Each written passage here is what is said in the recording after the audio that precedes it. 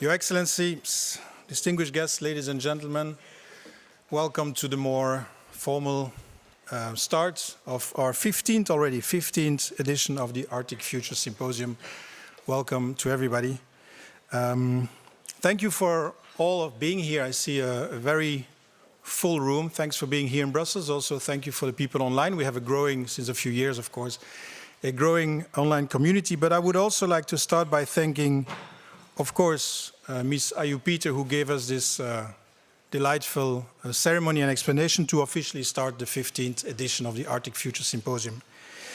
But I also would like to start by thanking all our partners and their collaborators, without whom this conference would, of course, not be possible. Therefore, I would like to extend my very sincere appreciation to our friends from Canada, from Quebec, from Denmark, from the Faroe Islands, from Greenland, from Finland, from Iceland, from Norway, and from Sweden. Also the EU institutions, of course, all people with whom we have worked very closely in the past weeks and months, but also the Arctic Economic Council, the Arctic Mayor's Forum, the Arctic 5, Arctic Passion, and of course our own team at the International Polar Foundation. So thank you everyone to put all this together. Two rules I would like you to keep in mind in the coming days in this room is, if you don't mind, put your phone on silent mode, please. And also we've been asked not to bring in any coffee, any water. I don't see anybody moving now. So no food and beverages, please, in this room if possible.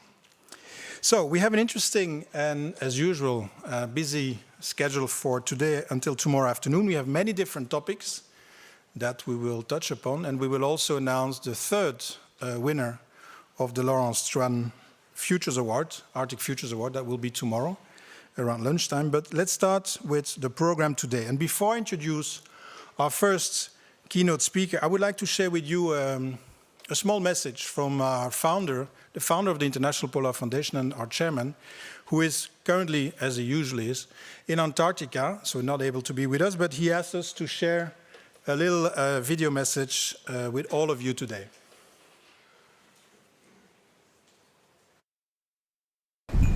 Hello everyone. As every year for 20 years now, we are for a few months at the Princess Elisabeth Station, the world's first and today the only zero-emission polar research station in Antarctica, supporting scientists in their field research. So the weather is not very good today, but sometimes it's like that, I guess, in the Arctic as well. And as founder and president of the International Polar Foundation, it's my pleasure to welcome you to the 15th annual Arctic Futures Symposium. Over the next 2 days, we will discuss topics such as the upcoming priorities of the Arctic Council, the state of geopolitics, security and cooperation in the Arctic, entrepreneurship and innovation, regional cooperation attracting and maintaining an Arctic workforce, and finding the right balance when harvesting critical raw materials from the Arctic. You will hear contribution on these issues from key experts coming from the Arctic, and we would like to thank our many partners for helping us find these experts. Tomorrow, we will give out the third Laurent Strachan Arctic Futures Award to a startup in the Arctic created by young people. In the same entrepreneurial spirit that initiated the Princess Elisabeth Antarctica project, this award will help encourage the next generation of entrepreneurs and leaders in the Arctic to reach for their dreams. The symposium will also feature a record number of side events, which will be detailed along the coming days. So we wish you the best and many fruitful discussion and networking at the symposium. Thank you. So I think everything has been said as a means of introduction. We can also not complain too much about the weather in Belgium when we see where Alain is. But, so thank you very much for your active participation as well. Note there will be a summary report about today's and tomorrow's discussions that will be available online in the foreseeable relatively soon after the symposium. I don't want to pin a date on it, but it will be available. That will summarize everything that has been said in our symposium. So, our first keynote speaker is Mr. Stefano Sannino, who is the current Secretary General of the European Union External Action Service. Prior to holding this position, Mr. Sannino was Deputy Secretary General for Economic and Global Issues at the European Union External Action Service, and before that, he was Italy's ambassador to Spain and Andorra, and Italy's permanent representative to the EU in Brussels. Mr. Sannino, it's an honor to have you with us today, and I would like to invite you on stage.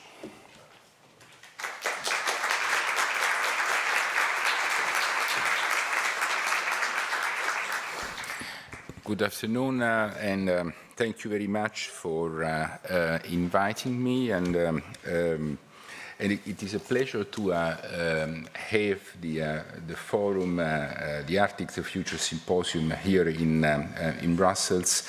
And this is much appreciated. I think that sometimes we have a feeling that we do not give sufficient attention to this region, but the reality is that the importance, the centrality, and now also from the security point of view, the Arctic has become an extremely central part of our geopolitical dynamics.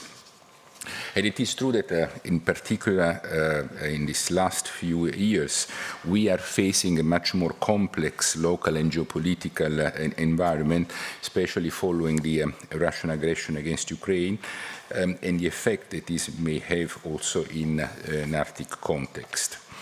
The Arctic regions are likely to undergo major transformations, and the EU will need to continue its engagement and enhancing the Arctic capacities.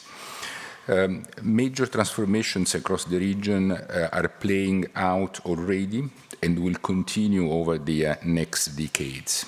They will apply to the environment, to the economies, to the social fabric, to the legal structures, and to many other fields in the next decades. Democratical shifts with population increase in some areas, with other parts of the region becoming more depopulated. Arctic shipping, Arctic mining, Arctic tourism, Arctic agriculture may all become major sectors. And this will have a transformative effects on local inhabitants, on local authorities, and major repercussions also on the broader geopolitical dynamics. It is clear that the Arctic states will continue to carry the primary responsibility for most developments in their territory, from licensing and permitting procedures and infrastructure. But it is also clear that a number of challenges will go beyond national borders. And in particular, with regard to such cross-border issues, regional and multilateral cooperation will remain essential. And the European Union wants to play and needs to play a role in that context. If we look at the challenges that we collective have to face, the first that comes to our mind is climate change. We know that there is an increase in the temperature of the atmosphere. We have just seen the problems in view of the COP29 in Azerbaijan.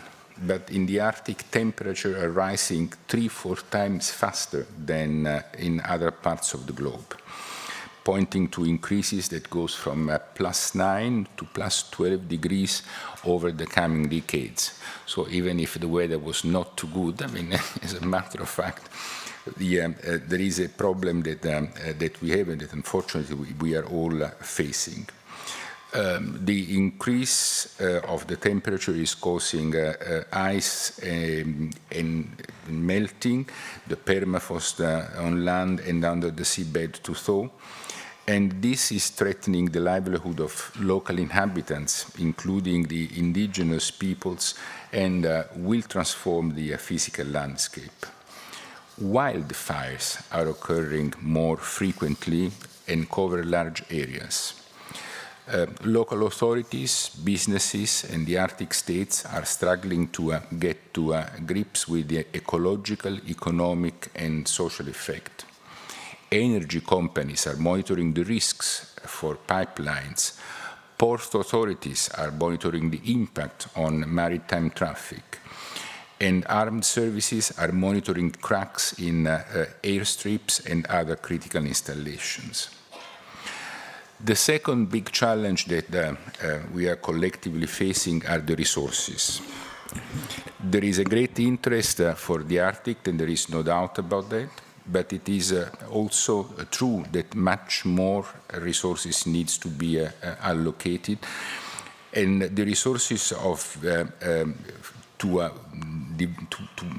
deal with this large number of needs that there are in the region. But also the resources deriving from the soil, from the main interests are about fish, gas, oil, coal, critical raw material, as well also the northern locations for installations of wind farms, data centers, radios, cables, and other equipments. Together with the growing interest in the Arctic sea lanes, it is also clear that the external parties are gearing up to engage more comprehensively in some parts of the Arctic.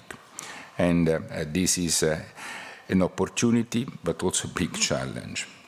That brings me to the point of security, which is the other challenge that we have to face. The tensions which affect the Arctic are primarily linked to global posturing.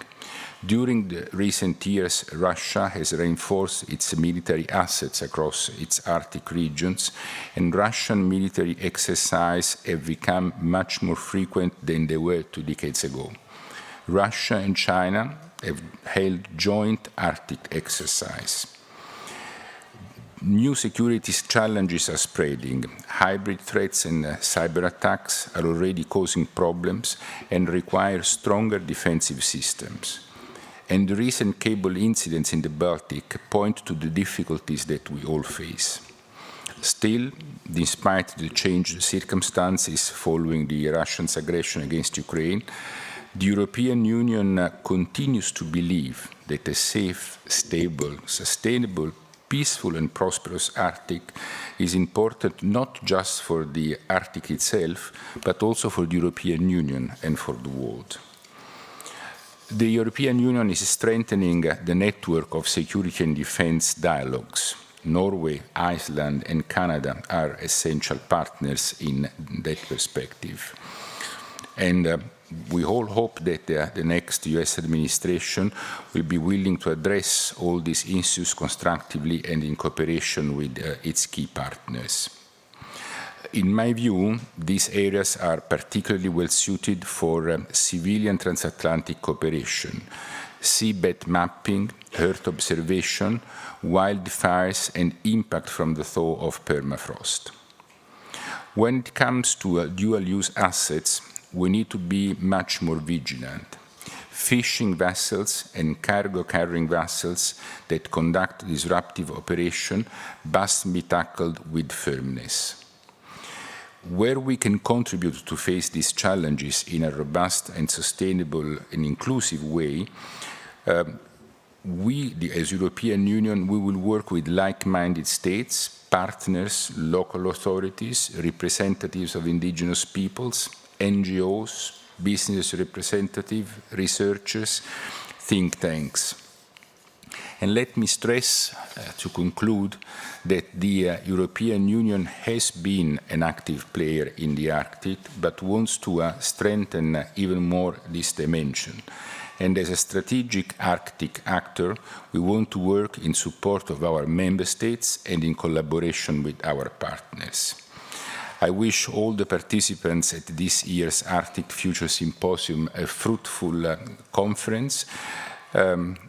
Even if I understand that the broader picture in which we are all operating, the overall geopolitical landscape has become much more complex and difficult, but one reason more to cooperate together. Thank you very much.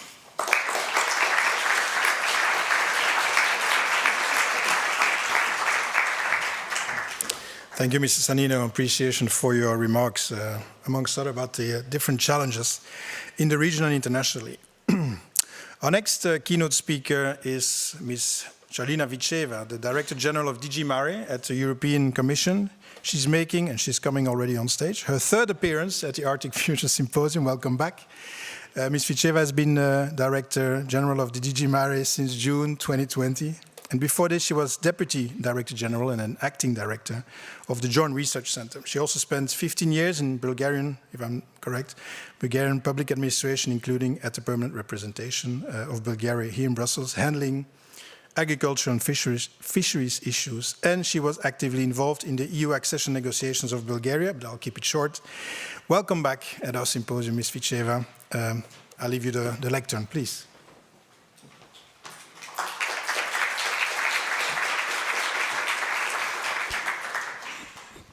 Thank you very much, and I will start by thanking very much the International Polar Foundation for organizing us and bringing the Arctic to Brussels. Thank you very much for these 15 years. I'm happy that you are celebrating a kind of anniversary. It's quite a robust period already, and you've really set a milestone here in Brussels for Arctic policies. Thanks a lot, much appreciated. And I'm really happy to be once again here and address all of you. It's a fantastic community, the Arctic community, and I always enjoy meeting you in strategic discussions, but also to discuss how we can operationally do even little things that can accumulate to big things.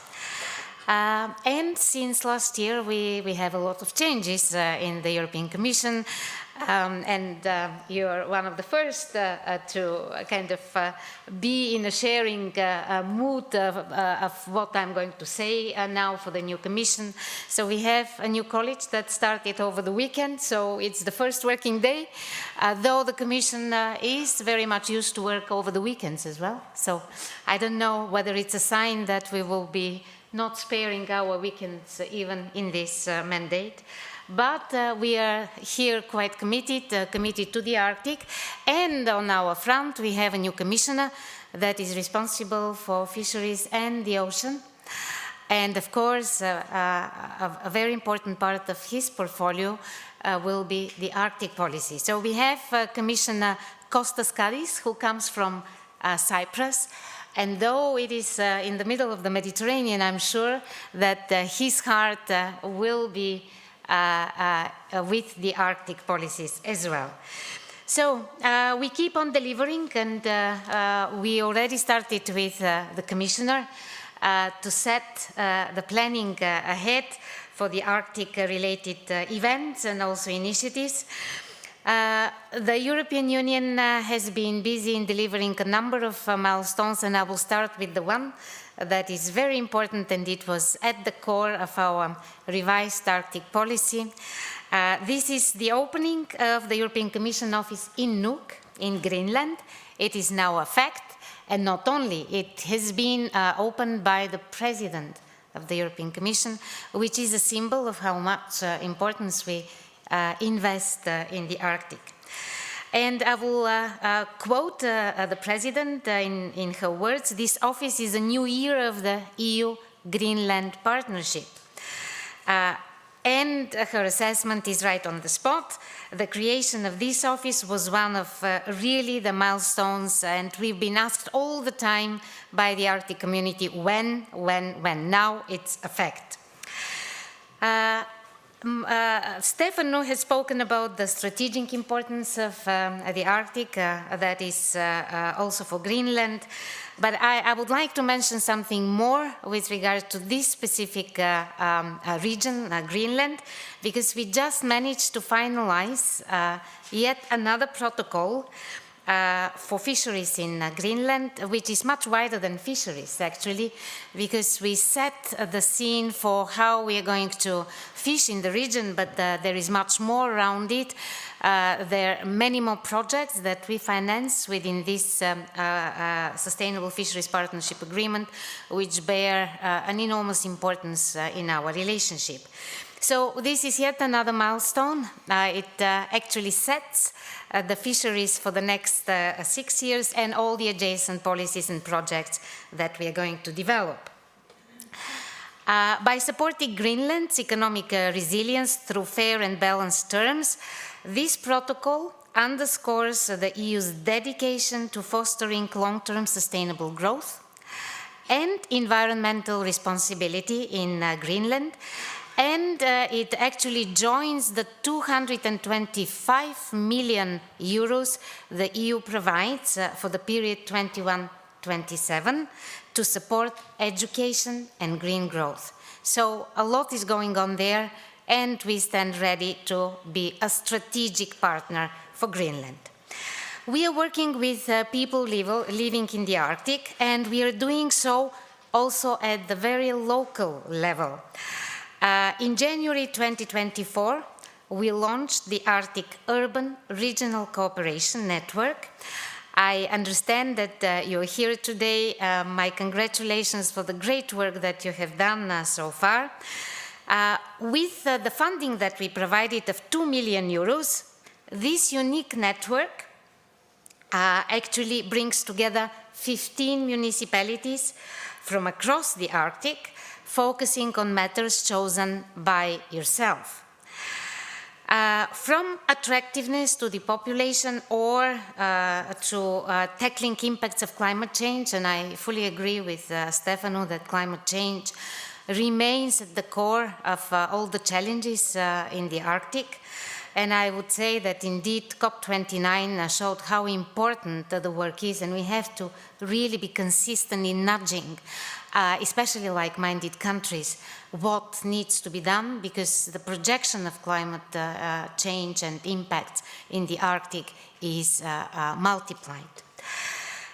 So all these topics are part of the day-to-day work of this network, and this network really sets a new standard for cooperation and collaboration across the Arctic.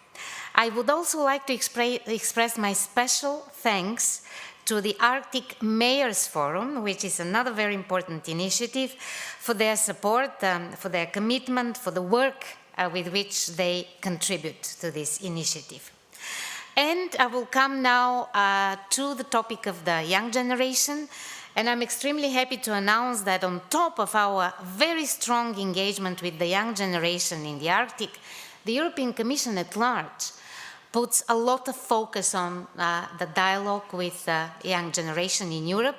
So we will be organizing quite systematically youth dialogues across Europe, across policy areas. So we are actually ahead with our engagement with the young generation, because we established a fully fledged youth Arctic dialogue already last year.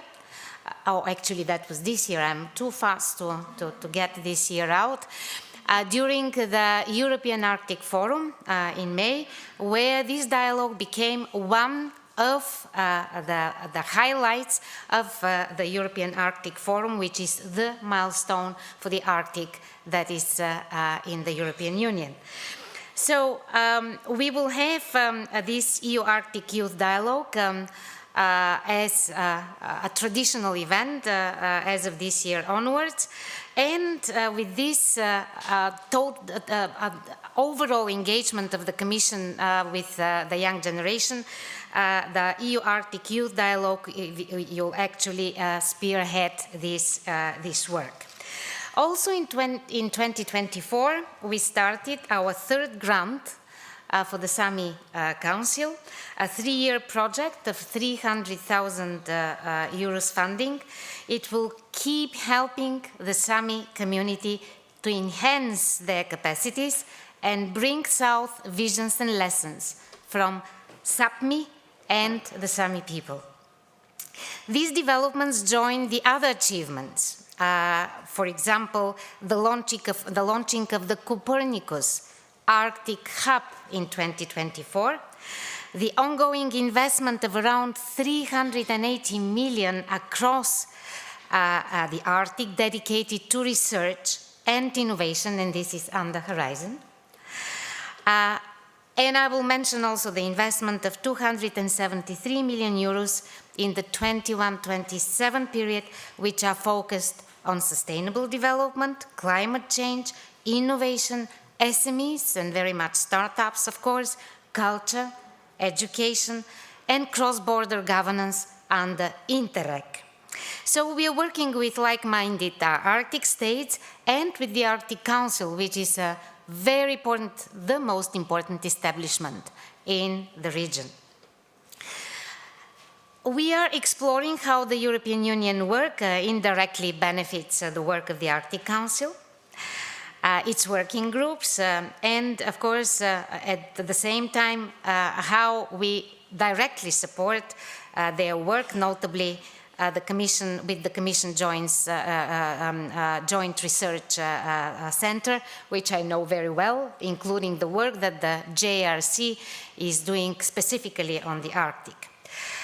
We, in particular, support, and Stefano mentioned the importance of wildfires, so we have now a new initiative on wildfires and prevention in this regard. It is under the Norwegian chairmanship, and we are very happy to work together, especially when Arctic goes ablaze. We really suffocate down in Europe as well. We also see an increasing need to connect some dots, a way for the European Union to contribute making the Arctic an attractive and better place to work and live in. Through the current and future initiatives, we want to help increase the attractiveness of the Arctic communities and foster sustainable economic development.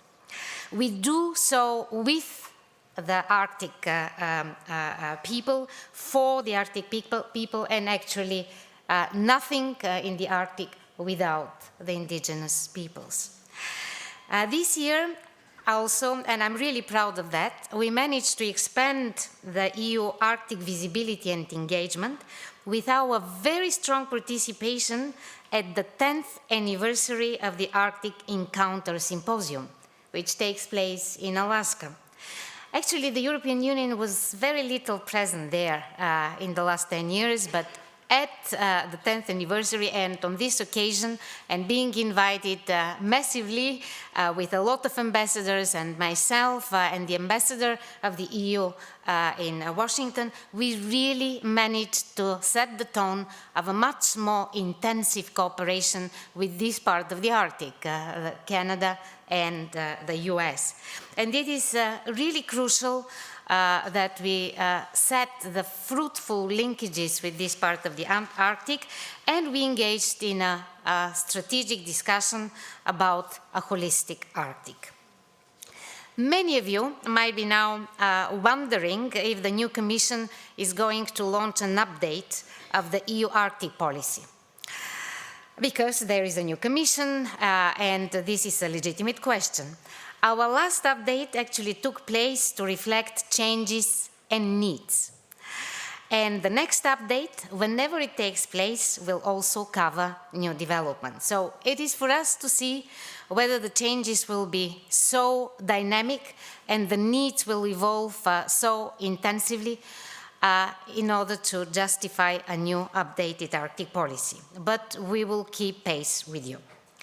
We continue working with and for the Arctic, delivering on the horizon, on the Interreg, engaging with the local inhabitants, with the indigenous peoples, with the young generation, or with business stakeholders.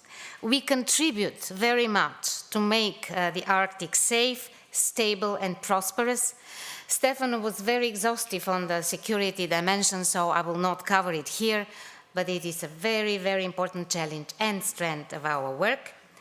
So we have to be truly respectful to the uniqueness of the ecosystems, of the peoples that live here, and we will be very, very respectful to all that in our future work. As we stated in 2021, climate change remains the main threat in the Arctic, and we will be with you in tackling climate change and its impacts. Let me finish by reminding about our next European EU Arctic Forum and Indigenous Peoples Dialogue, and the next EU Arctic Youth Dialogue that will happen this time in the Arctic. You remember that We change turns, Brussels and the Arctic all the time. So next year it will be in Kittilä in Finland, and it will take place on the 25th and 26th of June. So I hope that you will join us there. Thank you very much for your attention, and I'm extremely happy to continue working with you for the prosperous and safe Arctic. Thank you.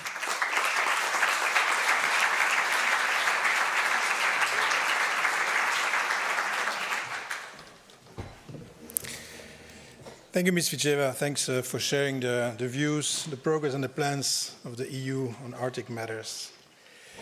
Returning also to our symposium for the second time, this time is State Secretary for the Norwegian Minister of Foreign Affairs, Ms. Maria Varteressian. Previous responsibilities included roles such as political advisor to the Minister for Climate and the Environment and foreign policy advisor within the Labour Party. Ms. Varteressian has also held advisory positions at WWF Norway and Arctic Frontiers. Ms. Varteressian, welcome again, and please take the stage.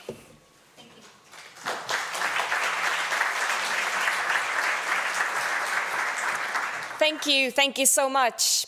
Ladies, gentlemen, excellencies, dear Arctic friends and friends of the Arctic.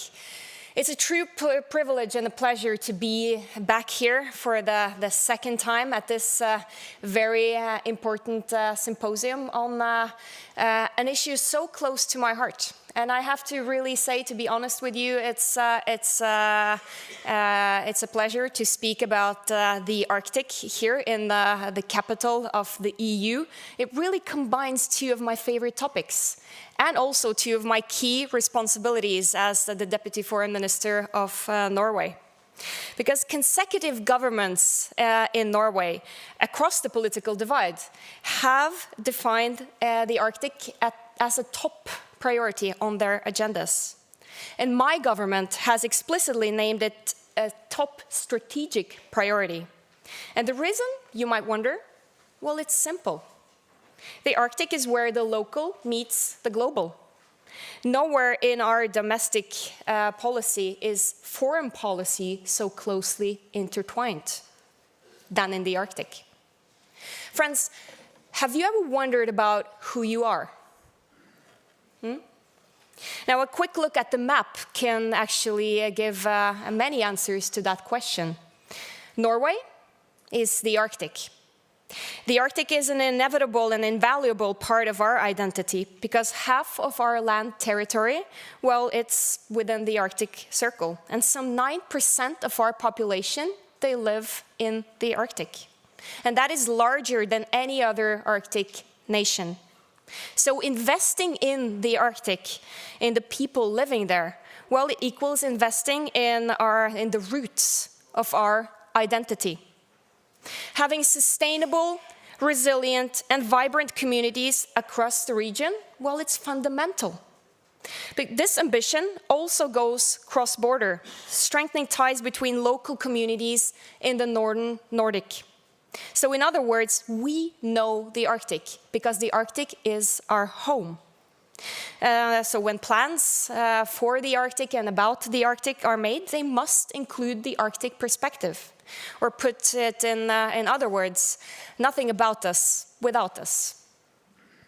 Now, many of us have heard the phrase, what happens in the Arctic doesn't stay in the Arctic. This underpins the fact that the Arctic is of great importance to all life on Earth, that everyone's future is really dependent on what happens in the Arctic. However, acknowledging this fact only describes half of the picture, because the changes happening in the Arctic do not originate there. Global developments very much affect the Arctic. So flipping the phrase around actually makes equal sense, or in my opinion, even more, because what happens everywhere else in the world doesn't stay there. It ends up in the Arctic. Conditions shaping cooperation on and in the Arctic must engage all of us, because our collective actions put our collective future at risk. We live in a time of great contrasts. While the temperatures in the Earth's atmosphere, well, they increase due to man-made activities, the temperatures of international relations and willingness to cooperate, well, they cool down.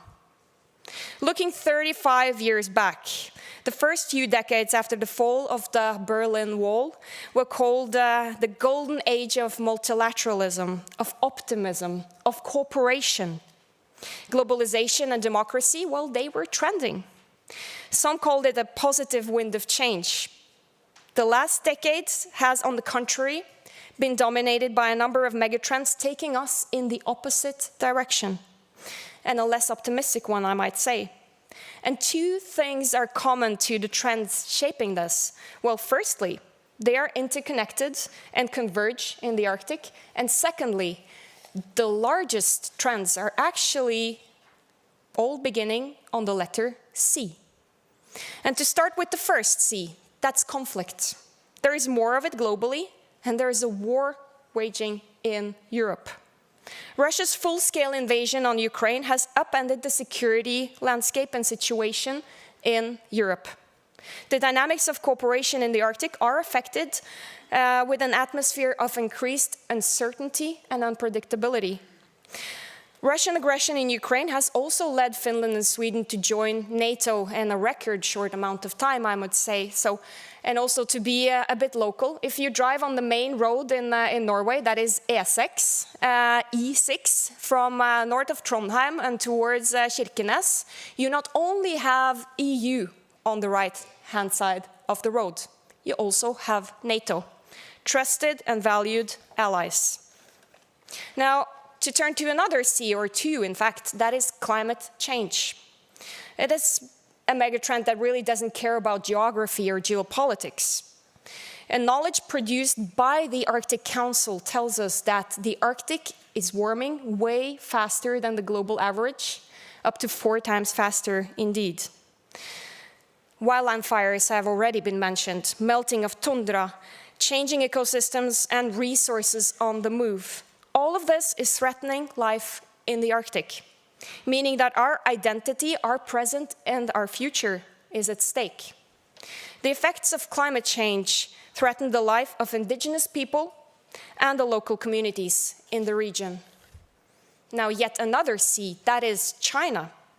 And China has shown great interest in the Arctic for decades, conducting research at Svalbard and being more present in the region. Now, from the Norwegian side, we welcome that. At the same time, we see an increased Sino-Russian cooperation in the region, including joint scientific expeditions and joint military exercises. Now, for the time being, we assess this as being how should I call it? Perhaps a marriage of convenience. But Russia is still reluctant to give China more strategic influence in the region. However, this might change, adding to the sense of unpredictability. Now, the last C I will present to you here today, that is competition, which can be used for good, to drive innovation, to strive for better solutions to common challenges. The increased interest and engagement of China, as mentioned, and other non-Arctic states in the Arctic could, all else equal, be positive. However, happening in a time of increased insecurity, regionalization, and great power rivalry, it's challenging the very fundament of a rules-based world order. And this is a challenge for a very vulnerable and valuable ecosystem in the Arctic. Is a challenge we really need to take seriously. Now, friends, with this big picture in mind, I want to ask us all a rhetorical question. How do we collectively secure responsible and sustainable management in the Arctic and of the Arctic in the time ahead? Ideally, to achieve positive outcome for the Arctic and its population, but if nothing else, to avoid irreversible negative developments? Well, I don't have a complete answer to that question, but in my opinion, predictability, transparent action, and openness about intention, well, is crucial to reduce uncertainty and promote stability. There is a need to preserve and strengthen multilateral cooperation within existing structures. The Arctic states and the people living in the Arctic must have a hand on the wheel in the management of their region. Needless to say, all dimensions of Arctic cooperation must be in accordance with international law. Now, going back to the Cs I mentioned, or the megatrends beginning with the letter C, there are some tools we can use which also start with the same letter. For conflict, we need more cooperation and coordinated action between like-minded countries. For climate change, we need increased collective action, shifting from fossil to renewable, from linear to circular and nature positive. When it comes to China, tackling this megatrend beginning on the letter C requires us to be both cautious and constructive. And not least, it requires us to keeping our friends close. As for competition, we need commitment and courage to stand up to protect the key values which are fundamental for the rules-based world order. And of course, and not least, knowledge is key. The basis of all our Arctic policies should be knowledge and scientific research. Norway is one of the largest contributors to scientific polar publications. Fostering international polar research cooperation, especially on the drivers and responses to climate change, is a priority for Norway. We facilitate and have facilitated international polar research at our research station in Ny-Ålesund and Svalbard since the 1960s. And the involvement of the European science community have been greatly valued. The heart and the capital of Arctic research is the city of Tromsø. It is the key location for the cross-sectoral cluster knowledge production and scientific research on the Arctic. Tromsø is the home of the UiT Arctic University and the center of the Fram Center, and of course also the Secretariat of the Arctic Council, and it has also been my home for many years. Friends, there can be no business as usual. However, we need closer cooperation because the need for that hasn't become smaller due to the fact that cooperating in itself has become more challenging. The need for cooperation between like-minded countries has increased. Now, as an Arctic nation with great interest in preserving a rules-based interaction in our region, Norway has worked to keep the key fora for Arctic dialogue, the very linchpin of Arctic cooperation, alive, the Arctic Council. Now, this will be the topic of the next session, so I will leave it to my good friend, my colleague, Mr. Morten Høglund, the chairperson of the Arctic Council, to elaborate on the work of the Norwegian chairship, but I will thus limit myself to saying this. A well-functioning Arctic Council, it's ever important. And the current Norwegian chairship, well, we all know, began under quite challenging political circumstances. And keeping the structure in itself alive for the present and the future generation, that has been the main ambition. And to put all modesty aside, I'm happy to say that we have succeeded, but it would not have been possible without our Arctic friends and without the Friends of the Arctic. So thank you so much to the Arctic Council member states and the observers and of course the indigenous organizations. Without that, the work of the Arctic Council would not be possible. And friends, let me conclude by just thanking each and every one of you for caring about the future of the Arctic and for wanting to share knowledge and passion about our collective future, which is really at stake if we do not do more to tackle the Cs I have presented. And with that, I say thank you so much for your attention.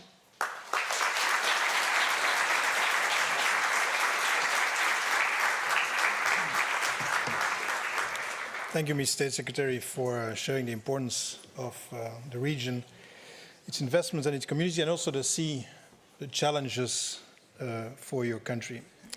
To close the keynote speeches today, we welcome the chair of the Inuit Circumpolar Council, Ms. Sara Olsvig. Ms. Olsvig has always had a passion for human rights advocacy and has played a vital role in the political arena, having previously served as a member of the Parliament of Denmark from 2011 till 2015, and the Parliament of Greenland from 2013 till 18. Ms. Olsvig also held the esteemed position of Vice Premier and Minister for Affairs, Families, Gender Equality and Justice for the Government of Greenland from 2016 to 2018. Ms. Olsvig, it's an honor to have you with us. Warm welcome.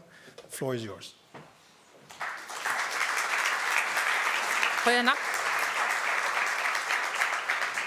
I was very sorry to say not foreign affairs, but a lot of other things. We have long titles when we are in government in Gadaśniad, so I think it was 4 different areas I was minister for when I was in government.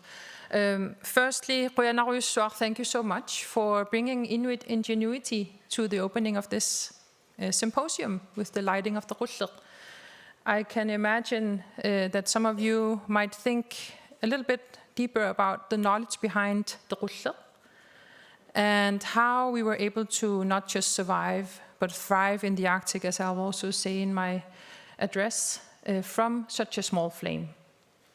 In such a cold environment, the knowledge behind that is what made it possible for us to not only help ourselves survive, but also help so many other researchers, explorers coming to the Arctic, brought and taught by Inuit on how to manage the cold and the environment in our region. So, Excellencies, ladies and gentlemen, thank you so much to the International Polar Foundation for the invitation. It is truly my pleasure to take part in this symposium for the next 2 days, and of course also to deliver an opening keynote here today. The Inuit Circumpolar Council was established in 1977 during the times of Cold War. As an indigenous peoples organization, our vision has from the beginning been to bring together our people from across 4 very different nation states. Inuit Nunat, our homeland, spans across Gadaśniad Nunat, Greenland, Canada, Alaska, and Chukotka, Russia. Today, we work collaboratively across state borders that divide our communities, and we voice our shared concerns and policies at various international fora. We do so to continue supporting Inuit livelihoods, ways of life, culture, identities, and languages. Ikingutit, friends, difficult times are times where we must step up and ensure that cross-border and people-to-people cooperation and connections in the Arctic continue. I want to commend the Norwegian Arctic Council Chairship for your leadership and perseverance in ensuring that the important people-to-people cooperation in our region's most important governance body is upheld. As all 8 states and 6 permanent participants jointly stated at the 13th Arctic Council meeting last year, the Arctic Council has a historic and unique role for constructive cooperation, stability, and dialogue between peoples of the Arctic.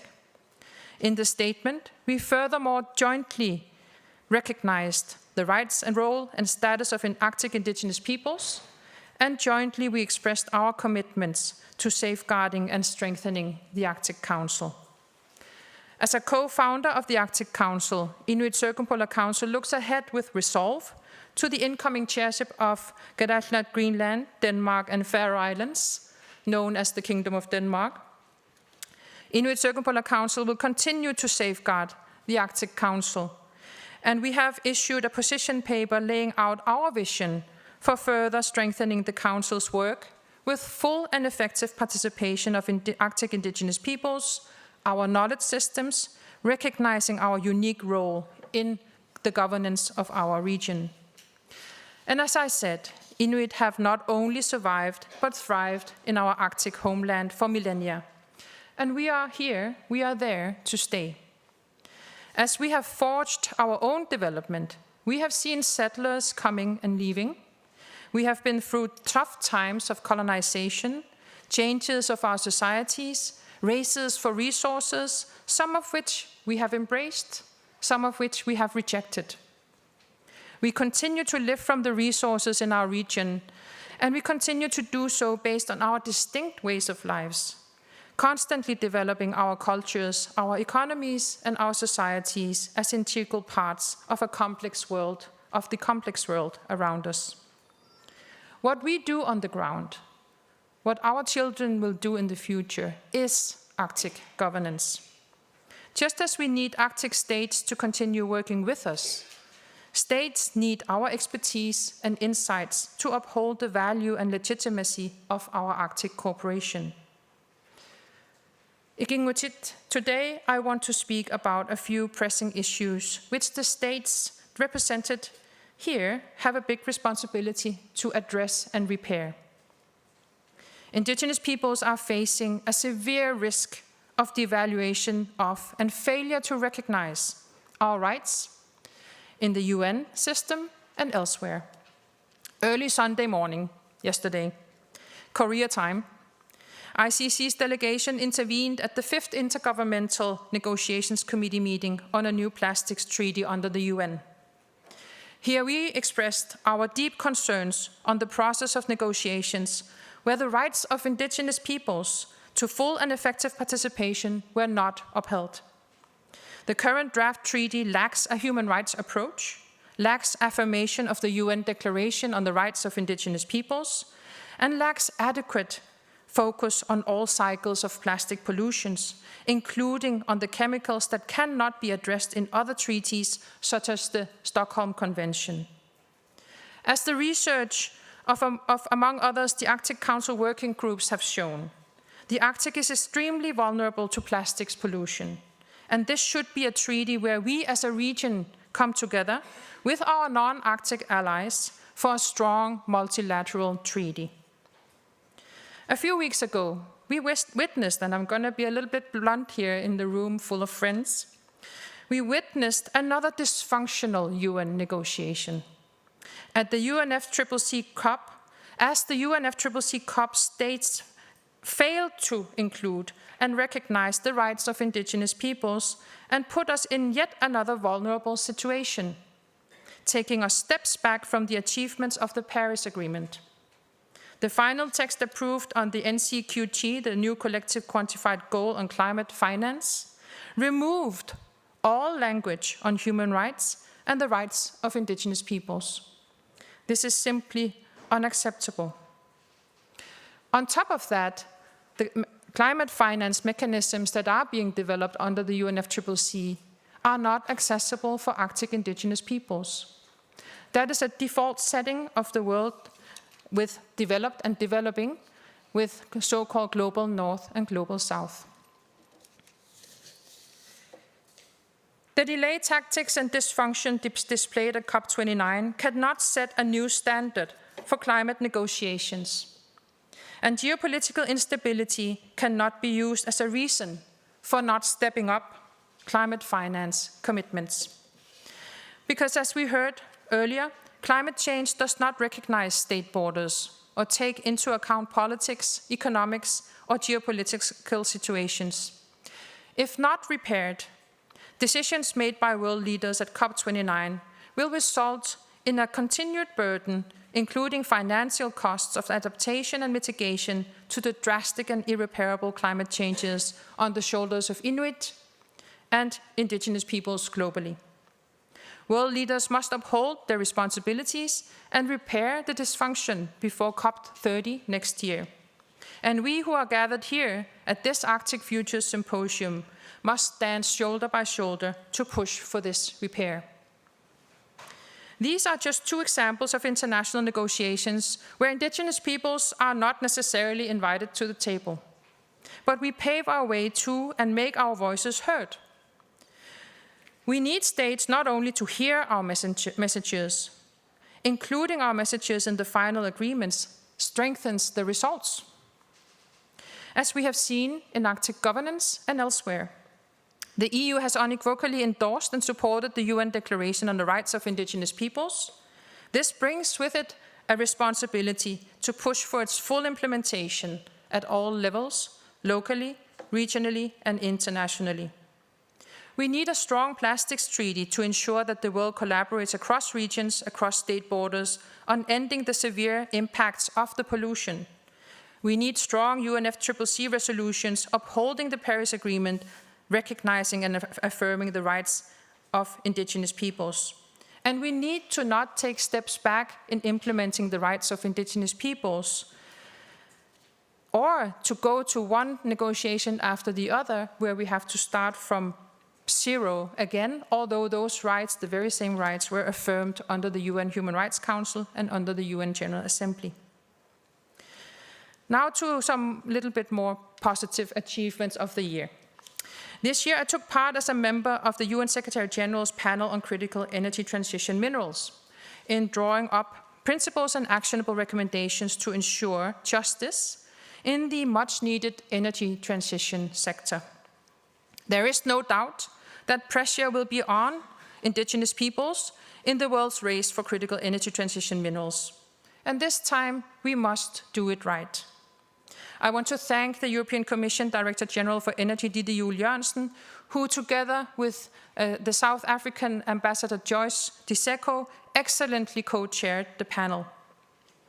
At least 54% of the known deposits of critical energy transition minerals are on or near the lands of indigenous peoples globally. Therefore, there will be no just transition if the rights of indigenous peoples are not upheld at all stages of the mineral resource development. This fact forces us to rethink how we ensure a better approach to decision-making globally, regionally, and nationally. Basic principles, such as the rights of self-determination and obtaining the free, prior, informed consent prior to the approval of any project, are crucial. These are some of the things that the report of the UN Secretary General's panel addresses. The EU, the Nordic states, the Western democratic world will be tested into its core of human rights values in the pursuit of energy transition away from fossil fuels to so-called greener or cleaner energy. And there are several pitfalls that must be addressed. One is the continued conflation of indigenous peoples with non-legal terms such as local communities. This conflation is a threat to our rights as it creates an ambiguity to decision-making processes. I encourage everyone to look at the outcome document of the expert meeting held in Rome earlier this year by the UN Special Rapporteur on the Rights of Indigenous Peoples, the Expert Mechanism on the Rights of Indigenous Peoples, and the UN Permanent Forum on Indigenous Issues. These three UN mandates lay out clearly the responsibilities related to implementing the rights of indigenous peoples without conflating and thereby without devaluing them.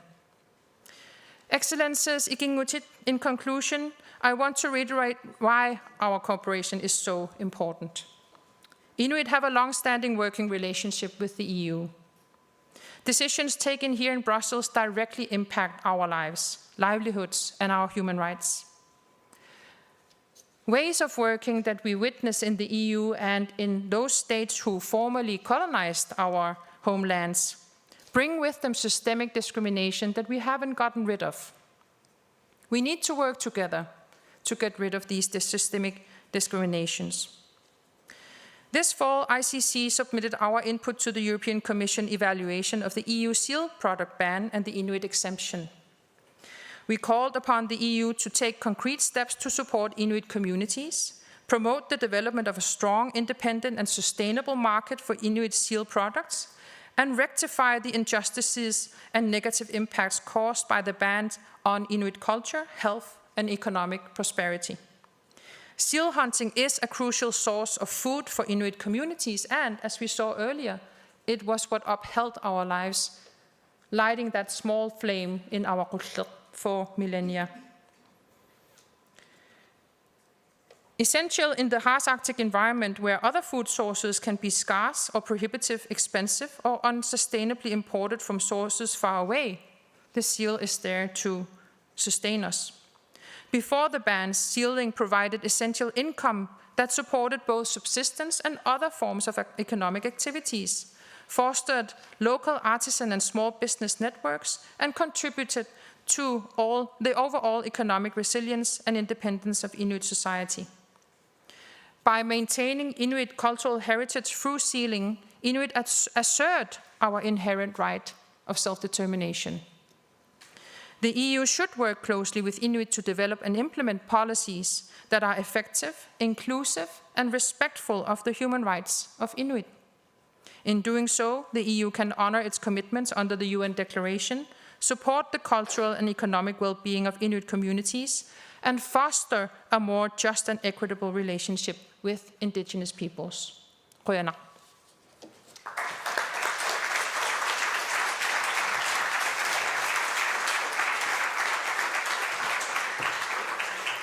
Thank you, Ms. Olsvig, for the remarks on the importance of the Arctic Council, the strengths and the challenges of indigenous peoples, and your frank views on the gaps in international negotiations. Ladies